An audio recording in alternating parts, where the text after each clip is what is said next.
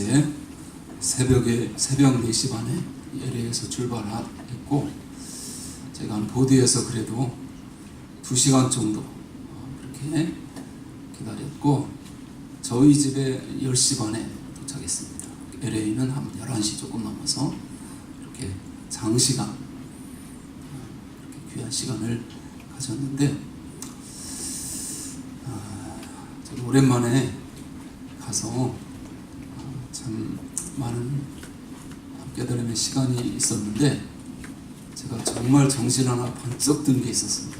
아무한테도 말 안 하고. 제가 처음에 여자 청소녀라고 해야 되죠. 나이가 젊은 여자보다 조금 나이 든 그러한 분들이 한 20여 명 있는 곳에 가서 예배를 드리고, 또 그들이 찬송을 하고, 거기도 특송하고 우리도 특송하고, 그러면서 나주원 목사님이 또 성경 암송도 시키고 선물도 주고, 그런 시간을 이렇게 가졌는데, 제가 놀란 사실 하나는 뭐냐면, 사람들이 볼 때 그들은 마약도 하고 가출도 하고 그래서 죄인들이에요, 사실. 그렇죠? 사람들이 볼 때. 우리는 사람들이 볼 때 죄인이 아니잖아요.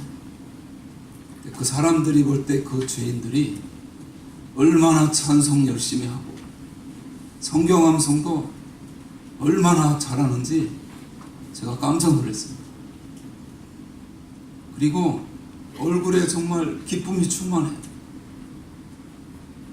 열심히 우리 나주원 선교사님께서 성경 암송시키고 말씀 전하고 그들에게 예수님 영접시키고 이러한 일들을 물론 꾸준히 해온 결과이기도 하겠지만, 그들이 나름대로 하나님의 새로운 은혜를 경험하고 체험했기 때문에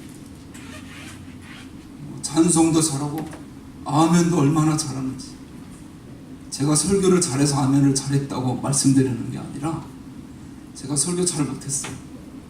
통역을 우리 18살 먹은 선교사님 딸이 통역을 얼마나 그냥 잘해줬는지, 아멘도 잘하고. 그래서 제가 그런 생각이 들었습니다. 저들도 저렇게 찬송도 열심히 하고, 또 뭐 기도 당연히 열심히 하겠죠. 말씀도 잘 듣고 아멘도 저렇게 잘하는데, 우리가 그거마다 못하면 어떡하나. 그게 제가 정신이 바쳤던 겁니다. 아무리 세상 사람들이 또 크리스찬들이 그럴듯해 보인다 할지라도, 사람들이 정말 죄인을 취급하는 그러한 죄인들이라 할지라도, 하나님이 보실 때 정말 너무너무 아름답고 귀하다.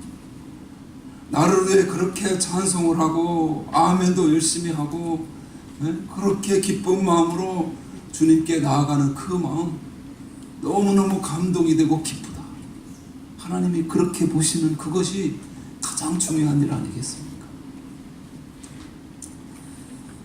우리 주말씀 교회가 어제 6명이 갔는데, 그 간 분뿐만이 아니라 그 어떤 영적인 그런 역사를 하나님이 우리에게 더해 주셔서, 정말 우리도 더 열심히 이전보다 주님 찬양하고, 또 아멘도 더 열심히 잘하고. 아멘이 나와야 되는데 이런데. 그리고 정말 이거는 우리가 잘하는 거잖아요. 원래 그 기쁘고 감사한 마음이 충만한 거, 이런 일들을 우리가 잘 감당할 때 정말 먼지 날리고 뭐 물도 제대로 안 나오고, 먹을 물 없어서 그 물 사다가 먹어야 되고, 그런 상황에서 정말 우리 보고 오히려 뭐 안녕하십니까 인사하고, 청년들, 교회 청년들 더 우리보다 막 마음이 흐뭇해하고, 그런 모습들이, 이런 모습이 정말 하나님이 원하시는 모습이 아닐까. 환경과 처한 역경과 상황, 그거는 문제가 아닌 것 아닌가. 우리는 얼마나 좋은 환경에서, 세계에서 제일 좋은 곳에서 우리가 살고 있잖아요. 그러면 우리가 감사를 그들보다 엄청나게 많이 해야 되고, 감사하면서 엄청난 기쁨과 은혜가 우리 안에 있어야 되지 않겠습니까? 같이 한번 따라서 하시겠습니다. 믿음의 자취를 따르는 자. 시간 우리가 말씀을 통해 주시는 믿음의 자취를 열심히 따라가는 그러한 시간이 될 수 있기를 바랍니다.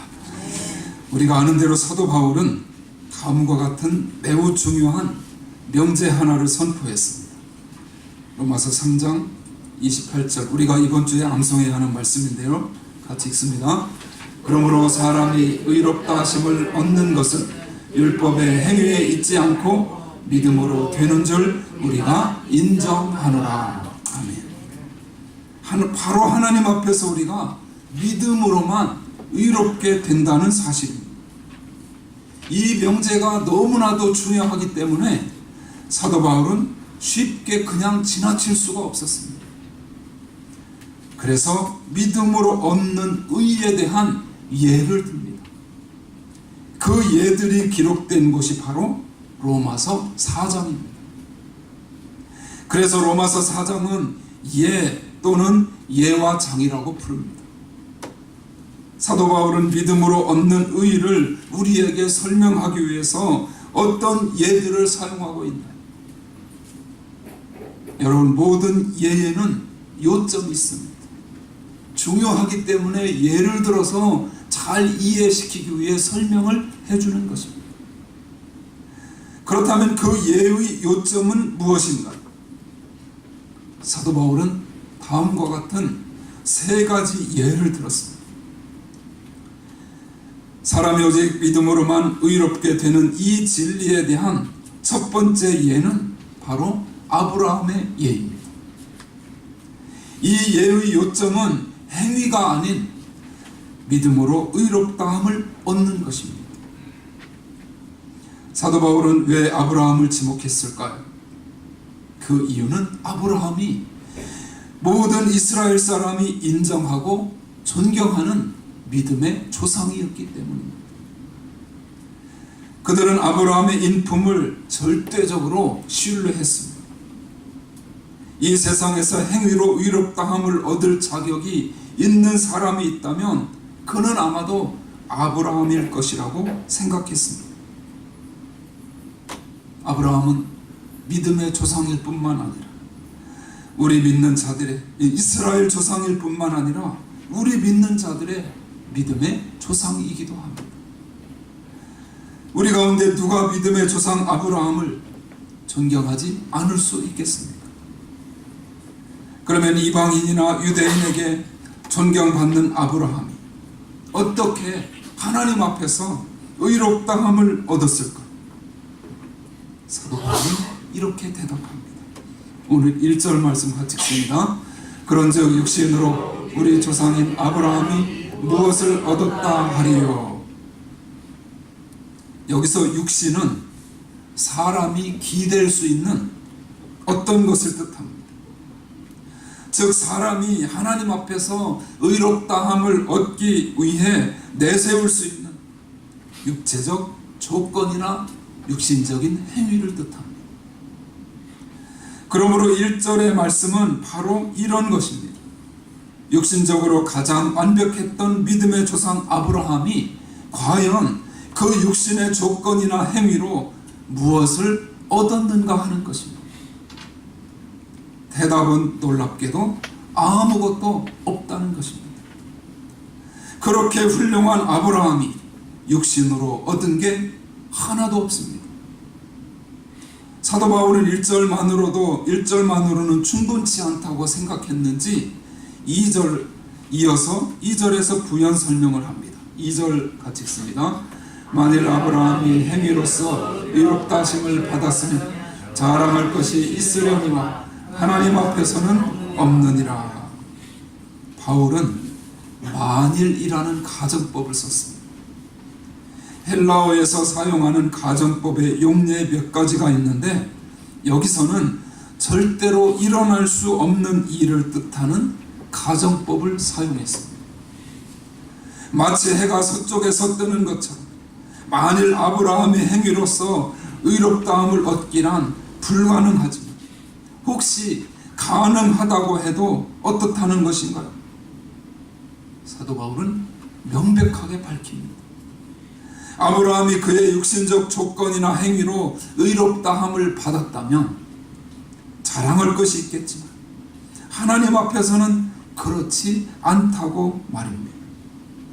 결코 아브라함이 육신적 조건이나 어떤 행위로 하나님 앞에서 의롭다함을 받지 않았다는 것입니다. 그렇다면 아브라함은 무엇으로 의롭다함을 받은 것일까요? 3절 말씀을 제가 읽어드립니다. 성경이 무엇을 말하느냐? 아브라함이 하나님을 믿음에 그것이 그에게 의로 여겨진 바 되었느니라. 여기서 말하는 성경은 모세 오경을 말합니다. 창세기, 출애굽기, 레위기, 민수기, 신명기. 창세기 15장에 보면 아브라함이 하나님의 명령을 받고 떠난 지 10여 년이 지난 뒤 하나님이 다시 아브라함에게 나타나셨습니다. 아브라함이 고향을 떠날 때 하나님은 3가지 약속을 주셨는데 그 3가지는 복, 후손, 땅이었습니다. 복, 후손, 땅. 그 약속을 믿고 고향을 떠난 지 10여 년이 넘었는데도 아브라함은 한 뼘의 땅도 소유하지 못했고 한 명의 자녀도 갖지 못했습니다. 여러분, 이것을 한번 남의 이야기가 아닌 나의 이야기로 읽어보십시오. 복과 후손과 땅을 주겠다는 하나님 말씀 하나만 믿고 무작정 떠났는데 이루어진 것이 아무것도 없었습니다. 그때 하나님이 아브라함에게 찾아오셨고 이렇게 말씀하셨습니다. 창세기 15장 1절부터 6절까지 프린트물에 나와 있는데 먼저 우리 1절 말씀 같이 읽습니다. 이후에 여호와의 말씀이 환상 중에 아브라함에게 임하여 이르시되 아브라함아 두려워하지 말라. 나는 내 방패요 너의 지극히 큰 상급이니라. 2가지를 말씀하시죠. 하나는 나는 내 방패요, 또 하나는 너의 지극히 큰 상급이니라. 방패라는 말씀에는 아멘 할 수 있었을 것입니다.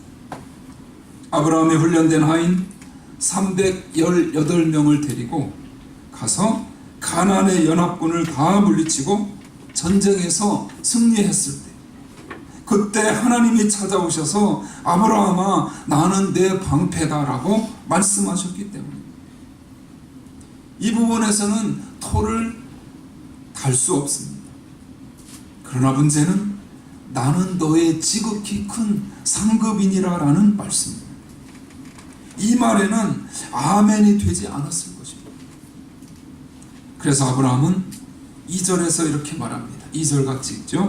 아브라함이 이르되 주 여호와여 무엇을 내게 주시려 하나이까?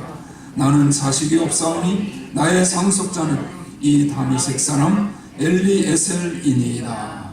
이게 무슨 말인가요? 하나님이 상급을 주셔도 다 자신의 하인에게 돌아간다는 말입니다. 아브라함이 또 이렇게 말합니다. 3절 같이 읽습니다. 아브라함이 또 이르되 주께서 내게 씨를 주지 아니하셨으니 내 집에서 길린 자가 내 상속자가 될 것이니라. 하나님이 아직도 약속한 자손을 주지 않으셨다고 그렇게 말을 합니다. 이게 무슨 뜻인가요? 지금 아브라함이 공손하게 말하는 것처럼 보여도 하나님께 자신의 번민과 괴로움을 토로하는 것입니다. 다 털어놓는 것입니다. 하나님은 아브라함이 왜 그런 말을 하는지 아시고 이렇게 대답하십니다. 4절 5절 같이 읽습니다. 여호와의 말씀이 그에게 임하여 이르시되 그 사람이 내 상속자가 아니라 내 몸에서 날 자가 내 상속자가 되리라 하시고 그를 이끌고 밖으로 나가 이르시되 하늘을 우러러 뭇별을 셀 수 있나 보라. 또 그에게 이르시되 내 자손이 이와 같으리라.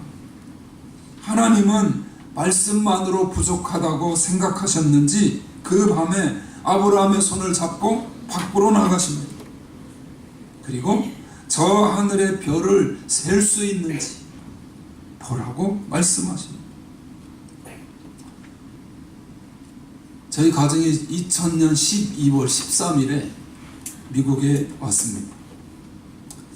얼마 안 되어서 잘 알고 지내던 신학교 후배 가족이 빅베어에 캠핑을 가서 따라간 적이 있었습니다. 저희는 그냥 따라가서 차에서 잠을 잤어요. 근데 그 밤에 하늘을 봤을 때 정말 금방 쏟아질 것 같은 그 하늘의 수많은 별들, 제 생에 그렇게 많은 별을 처음 보았습니다. 그러면서 그렇게 별이 많은 줄을 그때 처음 알았습니다. 더군다나 대기권이 전혀 오염되지 않았을 4000년 전에 하늘이 얼마나 맑았겠습니까? 얼마나 많은 별들이 있었을까? 하나님은 아브라함에게 저 별을 셀 수 있느냐? 그렇게 물으셨습니다. 물론 아무도 셀 수 없습니다. 그러나 하나님은 아브라함에게 그의 몸에서 태어날 후손이 이와 같을 것이라고 말씀하셨습니다. 아브라함은 이미 80살 중반을 넘어섰습니다. 할아버지가 아들을 낳는다. 게다가 70살 중반의 할머니 사라 아이를 낳는다는 것은 거의 불가능한 일입니다. 그런데 하나님은 아브라함의 후손이 저 하늘의 별처럼 번성할 것이라고 말씀하십니다. 이러한 하나님의 말씀에 아브라함이 보인 반응이 놀랍습니다. 우리 15장 6절 마지막 말씀 있습니다. 아브라함이 여호와를 믿으니 여호와께서 이를 그의 의로 여기시고. 도저히 불가능한 그러한 말씀을 아브라함이 믿음으로 반응한 것입니다. 아브라함은 그 불가능한 환경 가운데서도 하나님을 믿었습니다. 아브라함은 자신을 향한 아브라함의 그 믿음으로 말미암아 아브라함을 의롭다고 여기셨습니다. 여기서 여기다라는 단어는 수학적인 의미가 있는 용어입니다. 그래서 장부에 기록하다, 셈을 하다라는 뜻이 있습니다. 하나님은 아브라함을 의롭게 여기시고 그를 하늘의 장부에 기록하셨다는 뜻입니다. 불가능한 환경에서도 하나님의 말씀을 신뢰한 이 아브라함의 믿음을 근거로 그렇게 하셨습니다. 아브라함이 하나님 앞에서 의롭다 함을 얻은 것은 그의 행위나 그의 착한 삶이 아니라 바로 하나님에 대한 믿음 때문인 줄로 믿습니다. 그래서 사도 바울은 이렇게 선포합니다. 오늘 3절 말씀 같이 읽습니다. 성경이 무엇을 말하느냐? 아브라함이 하나님을 믿으며 그것이 그에게 의로 여겨진 바 되었느니라. 이보다 더 확실한 말씀이 어디 있겠습니까? 우리는 이 말씀을 다시 한번 우리 마음에 새겨야 합니다. 그러면 스스로에게 한번 질문해 보십시오. 행위가 어려울까요? 아니면 믿음이 어려울까요? 저는 원래 행위가 훨씬 어렵다고 생각했어요. 그런데 목회를 하면 할수록 행위보다 믿음이 훨씬 어렵다는 생각을 가지게 되었습니다. 이유가 뭘까요? 그 이유는 자신을 내세우는 것이 행위이고 자신을 완전히 포기하는 것이 믿음이기 때문입니다. 우리에게는 자신을 포기하고 싶지 않은 마음이 누구에게나 있습니다. 다시 말씀드리면 자신을 포기한다는 것은 결코 쉽지 않은 일이라는 것입니다. 자꾸만 우리는 자신을 내세우려고 모든 도덕주의자, 종교주의자들의 숨은 동기를 보면 다 그 안에 자신의 노력이 있습니다. 여러분, 그만큼 믿음은 내 생각을 포기해야 하기 때문에 어렵습니다. 나를 온전히 포기하고 하나님 앞에 굴복해야 합니다. 하나님 앞에 나아가 제 힘으로 할 수 없습니다. 같이 한번 해보시죠. 제 힘으로 할 수 없습니다. 제 안에 선한 것이 하나도 없습니다. 저는 할 수 없사오니 저를 긍휼히 여겨 주옵소서. 이렇게 할 수 있어야 합니다. 그때 온전히 하나님 앞에 손을 내밀어 구해달라고 할 수 있기 때문에, 그런 면에서 믿음은 포기입니다. 물론 쉽지 않습니다. 그러나 성경은 이 세상에서 가장 의로운 자로 인정받았던 믿음의 조상 아브라함조차도 하나님 앞에서 행위로는 자랑할 것이 하나도 없다고 말합니다. 그가 하나님 앞에서 의롭다함을 얻은 것은 다름 아닌 자신을 철저히 포기하고 하나님을 온전히 신뢰하는 믿음을 통해서였다는 것입니다. 그러므로 우리를 하나님 앞에서 의롭게 하는 것은 행위가 결코 아닙니다. 그러면 뭔가요? 자신을 포기하고 하나님만을 바라보며 의뢰하는 믿음이라는 것을 기억하시기 바랍니다. 이 절대적인 믿음이 바로 우리를 살리고 우리를 의롭게 하는 줄 믿습니다. 이처럼 아브라함이 믿음으로 의롭다함을 얻었다. 우리도 할 수 있지 않겠습니까? 남은 생애 동안 하나님을 의지하는 믿음의 바다에 붕덩 빠지시기를 바랍니다. 사람이 오직 믿음으로만 의롭게 되는 이 진리에 대한 두 번째 예는 여러분이 잘 아시는 다윗입니다. 이 예의 요점은 삭시 아닌, 품삯이 아닌 은혜로 의롭다함을 얻는 것입니다. 사도 바울은 사람이 믿음으로만 의롭다함을 얻을 수 있다는 사실을 설명하기 위해 품삯 이야기, 우리말로 봉급 이야기를 합니다. 4절 말씀 우리 같이 읽으실까요? 일하는 자에게는 그 삭시 은혜로 여겨지지 아니하고 보수로 여겨지거니와. 만약 고용주를 위해 일하는 직장에 다니고 있다면 여러분의 일한 능력에 따라 혹은 일한 그 시간에 따라 고용주와 합의된 페이를 매달 봉급으로 받을 것입니다. 그 봉급은 여러분이 애써서 일한 대가로 받는 것입니다. 요즘처럼 취직하기 어려운 때 취직한 것이 감사한 일이기는 하지만 봉급은 결코 선물이 아닙니다. 여러분은 그것을 위해 일했고 당연히 받을 권리가 있습니다. 수학적으로나 법적으로 엄밀하게 말하면 고용주는 봉급을 줄 때까지 여러분에게 빚을 진 것입니다. 직장에 대해 아무리 만족하고 감사한다고 해도 여러분이 받은 봉급은 일한 대가이지 은혜가 아니라는 말입니다.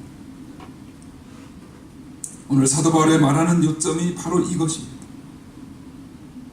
만일 우리 가운데 누군가가 하나님 앞에서 자신의 행위로서 조금이라도 의롭다함을 얻었다고 생각한다면 그것은 전혀 은혜로 다가올 수 없다는 것입니다. 하나님께 당연히 받을 삭시라고 생각합니다. 다시 말해 도리어 하나님이 여러분에게 빚진 것으로 여기게 된다는 말입니다. 그러나 우리가 이미 살펴본 대로 율법의 행위로 하나님 앞에 의롭다함을 얻을 육체는 없습니다. 왜 그런가요? 우리는 모두 죄인이기 때문입니다. 멀리 갈 것 없이 그렇게 선하다고 일컬어지는 아브라함조차도 행위로 하나님 앞에 의롭다함을 얻지 못했습니다.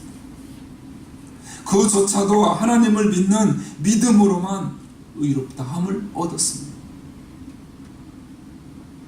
오늘 사도 바울은 두 번째 예에서 만일 아브라함으로 충분치 못하다면 다윗은 어떠냐고 말합니다. 왜 다윗인가요? 이스라엘 사람들이 아브라함과 다윗을 존경했기 때문입니다. 아브라함으로 부족하면 다윗을 생각해 보라는 말입니다. 모든 사람이 존경하는 다윗이 행함을 통해 하나님 앞에 의롭다함을 얻었습니까? 아닙니다. 다윗이 그의 행위로 하나님 앞에 의롭다함을 얻지 못했음을 어떻게 확증할 수 있나? 가장 좋은 방법은 다윗에게 물어보는 것입니다.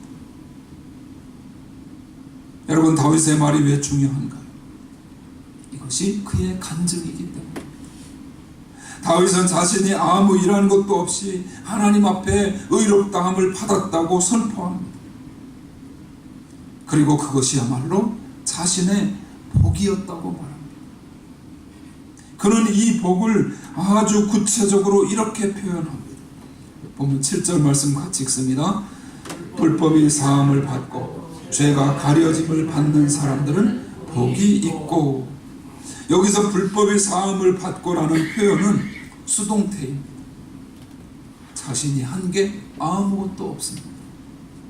자신이 불법을 저질렀는데 사함을 받았습니다. 자기가 죄를 저질렀는데 그 죄가 가려짐을 받는 사람들은 복이 있다고 말합니다. 이어서 8절을 같이 읽습니다. 주께서 그 죄를 인정하지 아니하실 사람은 복이 있도다 함과 같으니라. 아멘. 다윗이 어떤 상태에서 이 고백을 했는지 여러분은 모두 잘 알고 있습니다. 그는 믿음의 사람이었고 의인이었습니다.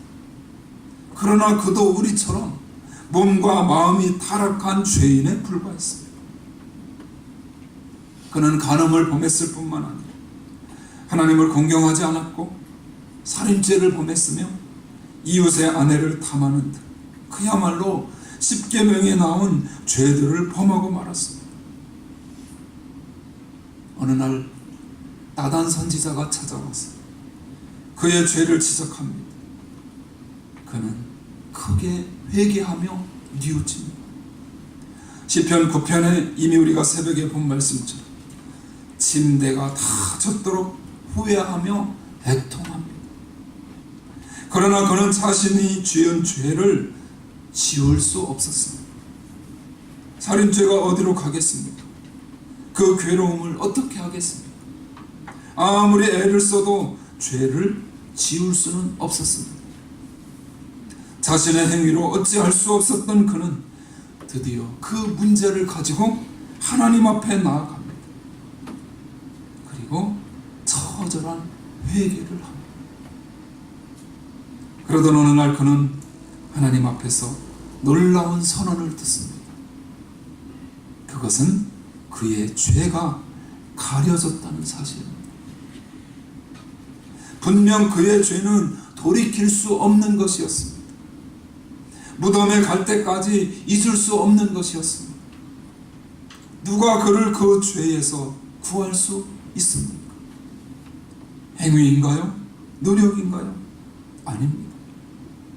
오직 하늘에서 내려온 하나님의 은혜만이 그의 죄를 가릴 수 있었습니다. 여러분, 어떤 선한 행위로도 우리가 지은 죄를 가릴 수 없습니다. 갈보리 십자가에서 흘리신 예수 그리스도의 보혈만이 우리의 죄를 가릴 수 있는 줄로 믿습니다. 그래서 그는 7절에서 이렇게 선포하는 것입니다. 불법이 사함을 받고 죄가 가려짐을 받는 사람들은 복이 있고 주께서 그 죄를 인정하지 아니하실 사람은 복이 있도다. 그런 면에서 우리가 저지른 불법은 우리 스스로 절대로 가릴 수 없습니다. 내 죄를 가리기 위해서는 누군가 피를 흘려야 합니다. 그래서 하나님의 아들 독생자가 이 땅에 오셔서 갈보리 십자가에서 피를 흘리셨습니다. 하나님 앞에서 우리는 여전히 죄성이 있고 과거의 상처가 남아 있습니다. 그러나 내가 하나님을 믿는 그 순간 하나님은 나를 가리고 내 앞에 막아선 예수 그리스도의 보혈을 통해 저와 여러분을 보시는 것입니다.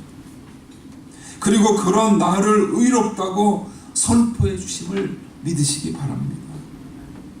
바로 믿음이 저와 여러분을 의롭게 하는 줄 믿습니다.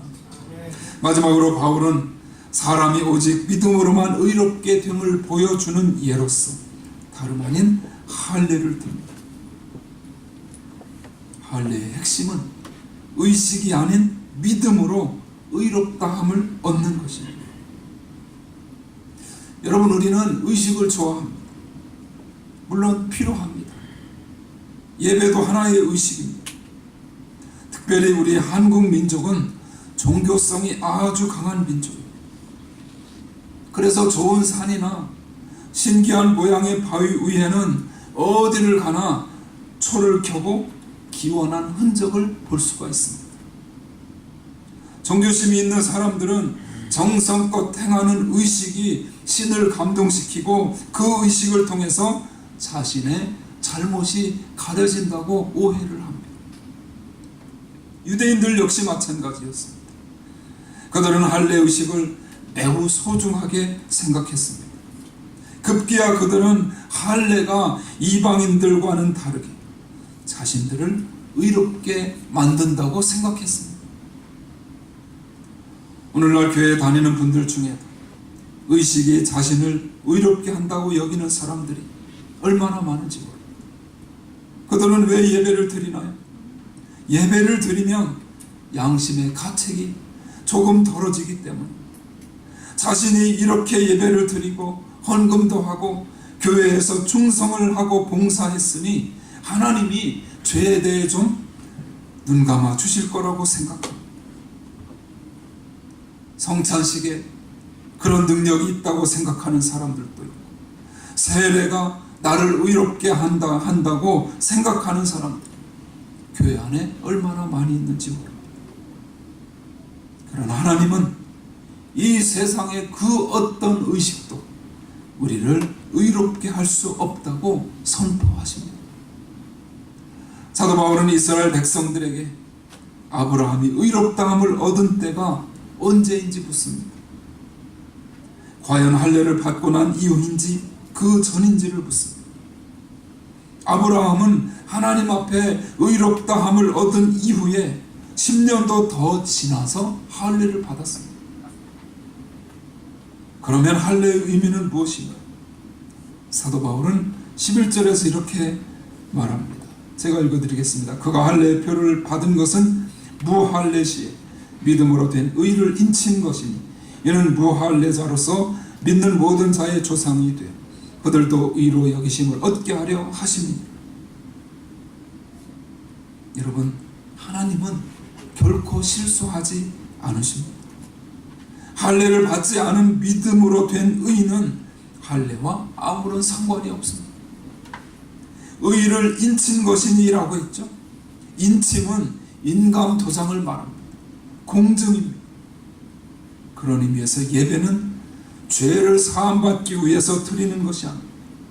매일 새벽 기도를 드리고 몇십 년 동안 예배를 드린다고 할지라도 죄사함을 얻지 못합니다. 왜 그렇습니까? 의식은 우리의 죄를 사할 수 없기 때문입니다. 물을 머리에 뿌리든 물속에 몸을 1시간 동안 담그고 있던 소용이 없습니다. 그렇다면 우리는 의식을 왜 행하나? 의식의 의미는 하나입니다. 우리가 믿음으로 받은 의를 선포하는 것입니다. 정말 믿음으로 의롭다함을 얻은 자가 드리는 예배는 다르지 않겠습니까? 두려움이 아닙니다. 하나님의 믿음으로 내 죄를 사하시고 나를 의롭다고 인정해 주셨으니 자발적으로 자원하는 마음으로 하나님 앞에 나와 마음을 열고 감격하고 감사하며 하나님께 예배를 올려드리는 것입니다. 그러한 의식과 예배를 드리면 어떻게 될까요? 요한일서에서, 우리가 금요일에 요한일서 말씀을 보고 있는데, 요한일서에서의 강조하는 말씀, 하나님과의 친밀감이 생깁니다. 사도 바울은 오늘 본문 13절에서 이런 결론을 내립니다. 13절 같이 읽습니다. 아브라함이나 그 후손에게 세상의 상속자가 되리라고 하신 언약은 율법으로 말미암은 것이 아니요 오직 믿음의 의로 말미암은 것이니라. 아멘. 믿음은 행위가 아닙니다. 육신적인 조건이나 의식이 아닙니다. 오직 믿음입니다. 같이 한번 하시죠. 오직 믿음. 사랑하는 여러분, 지금도 교회에 나올 때 행위에 의지하여 나오는 분들이 있습니다. 겉으로 보기에 그들이 대단해 보일지 모릅니다. 그러나 하나님은 결코 그것을 원하지 않으십니다. 하나님이 원하시는 것은 바로 저와 여러분의 믿음입니다. 우리가 믿음으로 의롭다함을 받았습니다.